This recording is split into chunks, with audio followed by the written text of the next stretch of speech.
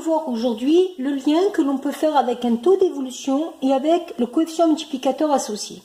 Exemple, j'ai une valeur initiale de 8 et j'arrive à une valeur finale de 10. Ce que j'aimerais savoir, c'est quel est le nombre par lequel je dois multiplier le 8, qui est la valeur initiale, pour arriver à la valeur finale.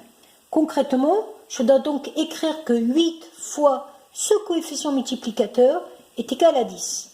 On sait depuis déjà le collège que si on veut trouver le coefficient multiplicateur, il faut faire passer le 8.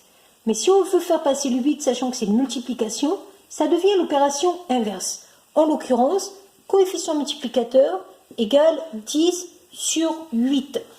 Ce qui va donner, si je prends la calculatrice, 10 divisé par 8, à peu près, et exactement 1,25. Concrètement, j'ai multiplié 8 par 1,25 pour arriver à 10. On peut déjà avoir la première formule pour un coefficient multiplicateur qui consiste à dire que je prends la valeur finale et je la divise par la valeur initiale. Première façon de faire. Ce coefficient multiplicateur va me donner le taux d'évolution.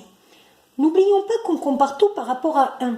Donc, si j'ai un coefficient multiplicateur qui est égal à 1,25, ça va me donner la quantité de départ plus le pourcentage d'évolution par rapport à cette quantité de départ. Pour pouvoir trouver le pourcentage d'évolution, je vais faire passer le 1. En faisant passer le 1, j'arrive à 1,25 moins 1 égale t sur 100.